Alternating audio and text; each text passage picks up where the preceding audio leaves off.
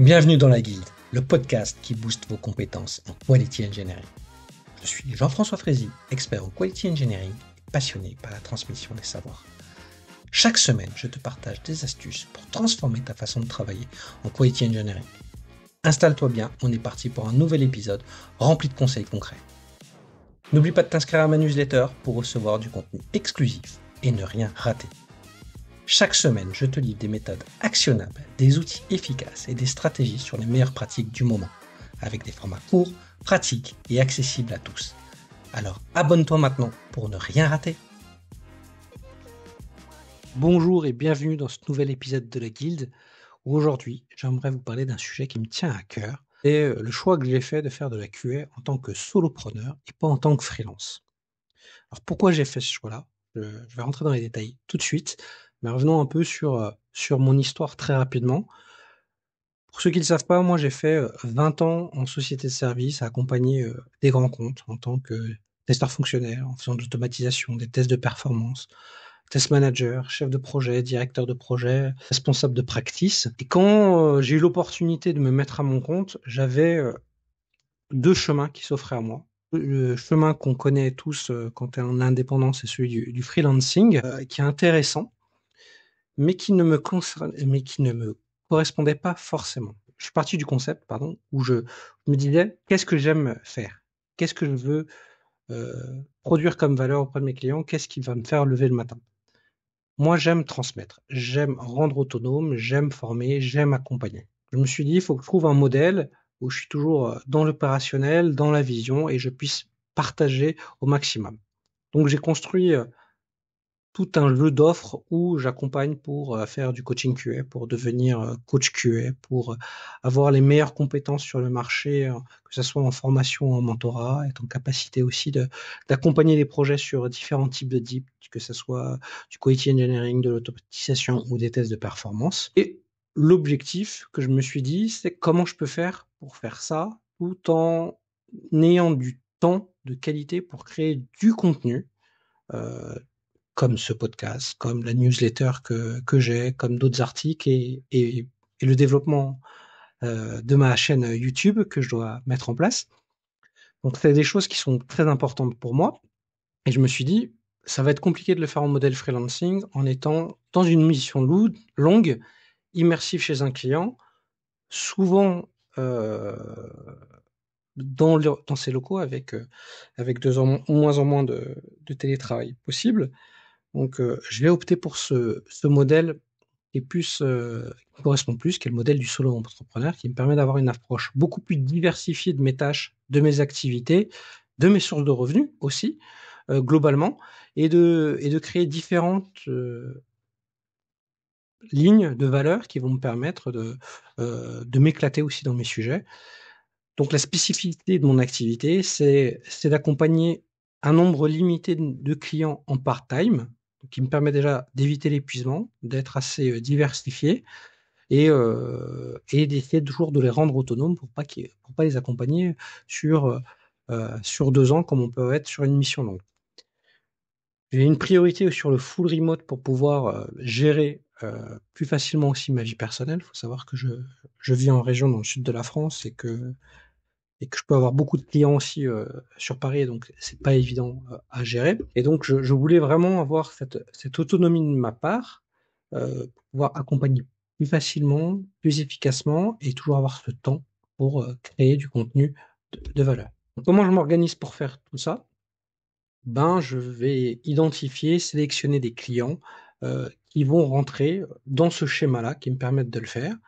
Donc, je commence à avoir des clients et des prospects qui commencent à être intéressés par ce type d'accompagnement pour être plus efficace sur certains types d'activités de quality engineering et de qualité logicielle, que ce soit sur de la stratégie ou sur des bonnes pratiques ou d'autres sujets liés à la qualité logicielle. Et donc, je vais vraiment limiter mon nombre de projets pour avoir du temps pour créer du contenu, parce que ça, c'est vraiment important pour moi de partager ce savoir-là, comme je le fais avec vous en ce moment-là.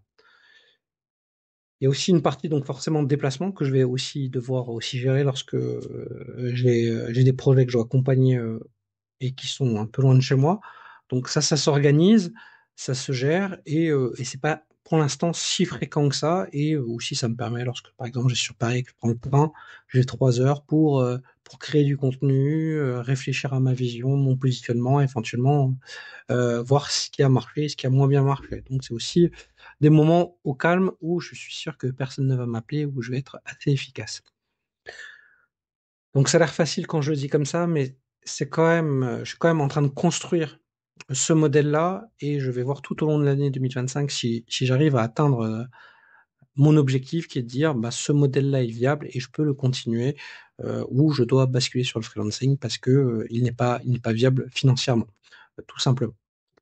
Mes défis pour pouvoir y arriver, c'est d'avoir des clients que je puisse accompagner de façon régulière, efficace en part-time et de pouvoir le gérer et aussi de créer d'autres activités qui vont être moins liées au temps que je vais produire, comme des formations e-learning, comme le livre que je suis en train de réécrire pour préparer la certification ISTQB Foundation avec 400 questions. Et j'ai plein d'autres sujets que je pourrais vous parler par la suite, notamment si vous suivez ma newsletter, j'en parlerai longuement. Donc il va falloir que je puisse gérer ça. Il y aura forcément aussi des imprévus, des périodes creuses, peut-être des périodes un peu plus surchargées que je vais devoir gérer.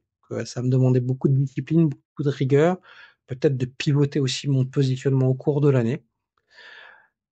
Donc c'est super challenging et super intéressant. Et pour l'instant, ce modèle me permet de lutter un peu contre le sentiment d'isolement parce que je vois quand même beaucoup de monde, j'ai beaucoup d'échanges. Bon, j'ai la chance de participer à beaucoup de webinaires et de conférences aussi qui évite cela, qui est un peu le défi aussi du solopreneur d'être seul dans dans son projet entrepreneurial et qui ne se donne plus la liberté de voir du monde suffisamment. Donc en effet, ça me donne certains avantages comme j'ai plus de liberté si mon projet fonctionne, que je vais aussi avoir un impact important sur les équipes, qui vont devenir autonomes, et je vais avoir normalement suffisamment de temps pour continuer à créer du contenu, le partager, et aussi avoir un rythme de vie qui va être suffisamment efficace pour ne pas avoir besoin de sacrifier ma santé ou mes différents loisirs. Donc il y a quand même quelques inconvénients à ce modèle-là si vous réfléchissez à vous mettre là-dessus. C'est que quand même, il faut être capacité de gérer le multitâche et qu'il faut avoir quand même une polyvalence pour gérer plusieurs sujets et bien suivre et parce qu'il y a un vrai risque de dispersion. Voilà, le fait de gérer plusieurs clients, plusieurs activités, ben, ça va te pousser à t'éparpiller et ça peut te rendre difficile dans la concentration sur tes priorités. Et donc, il faut vraiment se focaliser sur ce qui est important, ce qui va apporter le plus de valeur versus le petit truc qui te fait plaisir mais qui t'apporte pas de la valeur. Faut pas oublier que l'objectif, c'est quand même de sortir des revenus pour être en capacité de pouvoir continuer à faire cette activité-là sereinement. Et donc, pour l'instant, la prévisibilité des revenus, c'est quelque chose que je suis en train de construire et de voir si le modèle est efficace sur cette année. Et voir si vous préférez la stabilité avec des missions longues ou vous allez avoir l'habitude, ou vous préférez la diversité, mais ça veut dire d'être tout le temps en prospection. Moi, j'ai une stratégie quand même qui se porte énormément sur l'inbound marketing avec beaucoup de contenu pour que les gens me contactent, que je puisse gérer mon réseau, mais il n'empêche qu'il faut quand même que je fasse de la prospection, que je contacte les gens, que je sois visible et que j'identifie aussi des besoins pour être force de proposition. On est aussi assez seul dans cette activité, donc ça peut être assez stressant, ça peut être un peu difficile de gérer tout ça seul et on peut sentir un peu la pression. Donc, faut pas hésiter à parler avec d'autres freelances, avec d'autres personnes sur cette problématique pour éviter de céder à la pression et de voir ce qu'il en est. Pas toujours évident, mais il faut vraiment que je fasse attention à ça pour éviter d'être trop isolé, notamment en ayant du full remote. Donc, l'autre dépendance aussi, c'est que finalement, je me retrouve avec un client ou un intermédiaire qui m'alimente énormément et je me retrouve avec une grande dépendance. Ça, c'est des choses qu'il faudra gérer et donc il faut continuer à prospecter et continuer à avoir cette habitude et cette obligation de continuer à être visible et à communiquer sereinement sur une prospection efficace. Et l'autre risque aussi, c'est qu'il faut pas oublier que le but, c'est d'avoir un équilibre et qu'il faut essayer de se déconnecter. Et ça, c'est pas toujours facile pour un profil comme le mien où j'ai toujours beaucoup travaillé. Donc le but, c'est de faire attention entre la frontière entre ma vie professionnelle et ma vie personnelle, éviter de travailler tard le soir, régulièrement les week-ends, et voilà, prendre des moments pour moi et de pouvoir gérer ça le plus efficacement et le plus sereinement possible dessus. Donc j'espère que cet épisode vous a plu et que ça vous a donné envie de goûter au soloprenariat en faisant de la QA ou autre chose dans la tech.